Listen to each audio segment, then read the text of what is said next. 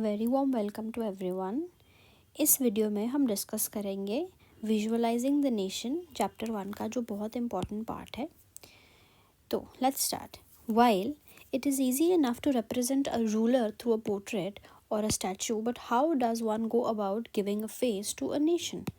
इसमें क्या लिखा है, उन्होंने बोलते हैं कि अगर आपको बताना हो कि एक जगह का रूलर यानी कि किंग या क्वीन ये है, तो आप उसका स्टैचू बना देते हो या उनका पोर्ट्रेट बना देते हो।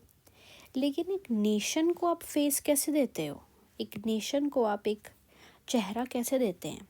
तो लिखा है कि आर्टिस्ट जो थे ना in the 18th and 19th century, उन्होंने एक तरीका निकाला हम कैसे पर्सोनिफाई करेंगे नेशन को। पर्सोनिफिकेशन एक पोएटिक डिवाइस बोलते हैं इसको। इसका मतलब होता है अगर आप किसी नॉन लिविंग थिंग या किसी लिविंग थिंग को एक ऑपोजिट, यानी अगर लिविंग थिंग को नॉन लिविंग थिंग से रिप्रेजेंट करते हो या किसी लिविंग नॉन लिविंग थिंग को लिविंग के। फॉर एग्जांपल जैसे ये होता है, डव होती है ना, डव एक लिविंग थिंग है लेकिन वो रिप्रेजेंट किसको करती है, पीस को। और पीस क्या होता है, it is not a living thing, है ना, पीस लिविंग थिंग नहीं है। ऐसे जैसे ओक का ट्री होता है, ओक का ट्री क्या रिप्रेजेंट करता है, यूनिटी। ये है लिविंग थिंग लेकिन रिप्रेजेंट एक नॉन लिविंग थिंग को करती है ना। ऐसे ही होता है जैसे द लास्ट लीफ बहुत फेमस है, एक चैप्टर है, एक नॉवल है, उसमें एक लीफ है, वो एक लिविंग थिंग है, वो क्या रिप्रेजेंट करता है, होप। वो क्या रिप्रेजेंट करता है, इच्छा जीने की। तो ऐसे इसको बोलते हैं पर्सोनिफिकेशन। तो इसमें बोला है कि उसके टाइम के लोगों को, जो आर्टिस्ट थे, उन्होंने एक तरीका निकाला जैसे एक नेशन को रिप्रेजेंट करने का, यानी कि पर्सोनिफिकेशन यूज़ करने का। In other words they represented a country as if it was a person. वो कहते हैं कि कंट्री को उन्होंने एक चेहरा दे दिया, ठीक है। क्या, कौन सा चेहरा, फीमेल फिगर का चेहरा, एक औरत का चेहरा, एक विमेन का, एक लेडी का।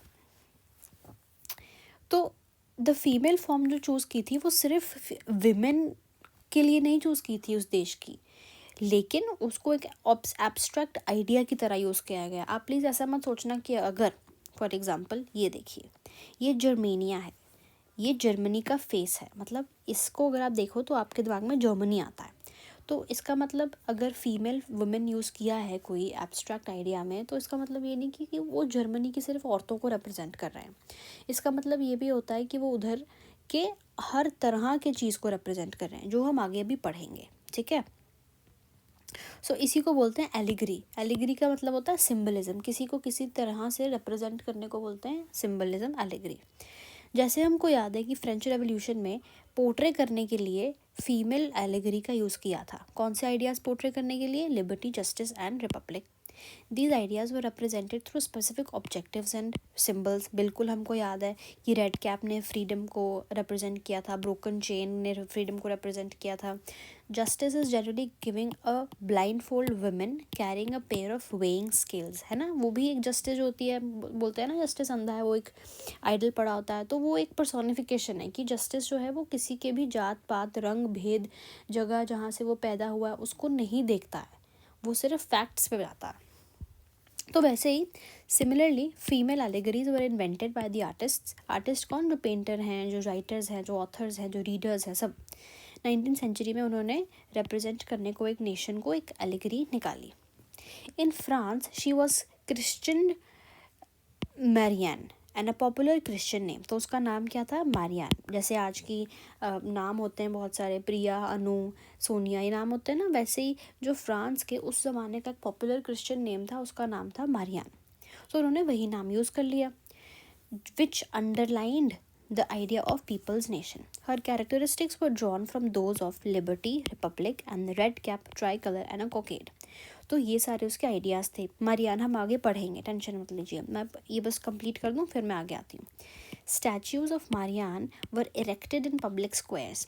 जो चौक होते थे, जो जगह होती थी जहाँ पर पब्लिक बहुत आती जाती थी ना, वहाँ पर उनके स्टैचूज़ लगाते थे। किनके, फ्रांस की फीमेल एलिगरी के। फ्रांस की फीमेल एलिगरी का नाम मारियान है और जर्मनी की जर्मेनिया, ठीक है।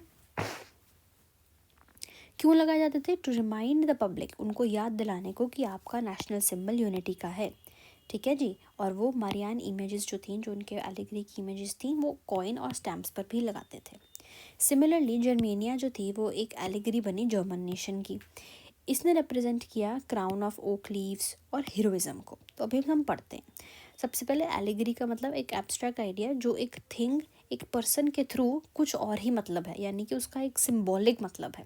उसके दो मतलब होते हैं, एक तो लिटरल और एक सिंबॉलिक। यानी कि इसका मतलब क्या है, एक तो शी इज़ वुमेन, ये हो गया लिटरल मीनिंग। सिंबॉलिक क्या हो गया, शी इज़ रिप्रेजेंटिंग जर्मनी। सबसे पहले क्योंकि फ्रांस का रेफरेंस हुआ है तो हम फ्रांस की ला मारियान को समझ लेते हैं। तो ये है आपके फ्रांस के मारियान, जो कि एक फीमेल एलेगरी है। क्या बताया गया इसमें देखते हैं। सबसे पहले फाइग्रियन कैप, क्या कैप है ये, एक रेड कैप है जो रिप्रेजेंट करती है फ्रीडम को। जब जो लोग होते थे ना, जो स्लेव्स होते थे, जब उनका स्लेवरी का टाइम ख़त्म हो जाता था ना, तो वो रेड कैप पहन के बाहर घूमते थे। उस रेड कैप का मतलब है कि अब वो फ्री हैं, अब उनका फ्रीडम आ गया है। Now they do not have to work any more. ठीक है, तो फर्स्ट हो गया सिंबल ये। दूसरा उनके इनके देखो, she is wearing a warrior like arm, और जैसे चेस्ट पे डालते हैं, जो बैटल फील्ड पे डालते हैं प्रोटेक्शन के लिए।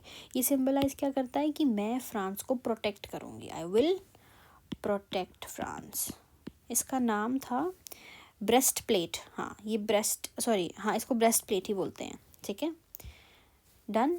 नेक्स्ट ये देखो, स्नेक दिखाया है, स्नेक दिखाया गया है एनिमी। वो कहते हैं कि फ्रांस के लोग अपने एनिमी को, यानी कि एंटाई फ्रांस जो लोग हैं उनको मार देंगे। ये देखिए, ये पूरा एक स्टिक है ना उसके पास, इनसे वो उसको मार देगी। ठीक है, नेक्स्ट रॉक पे खड़ी है। रॉक का सिंबलाइज क्या है, फ्रांस, यानी कि फ्रांस स्टेबल है, फ्रांस स्ट्रॉन्ग है, फ्रांस को कोई तोड़ नहीं सकता। Sword, sword is for protection of people and to fight against people who want to break France's unity. फिर tricolour flag, blue white and red, France की unity, France का flag है, ये रिप्रेजेंट करता है। Plus she is a female, तो female figurines तब use होती थी जैसे कि मारियान। राइट, अब हम समझते हैं आपके जर्मेनिया को। ये है, ये मैं ऊपर ले आती हूँ।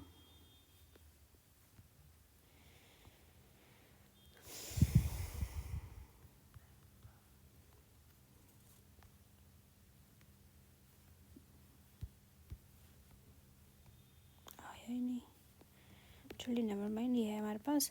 सबसे पहले हम देखेंगे, इसमें पढ़ लेते हैं। ब्रोकन चेन्स होंगी जो रिप्रेजेंट करती हैं फ्रीडम, ब्रेस्ट प्लेट यानी कि स्ट्रेंथ, ओक लीव्स यानी कि हीरोइज्म, स्वॉर्ड यानी कि फाइट करने के लिए मैं हमेशा तैयार हूँ, ऑलिव ब्रांच यानी कि peace, black red gold tricolour यानी कि flag of the liberal nationalist, ये उनका फ्लैग है जो कि बैन कर दिया गया था मोनार्की यानी कि डूक से जर्मन स्टेट की।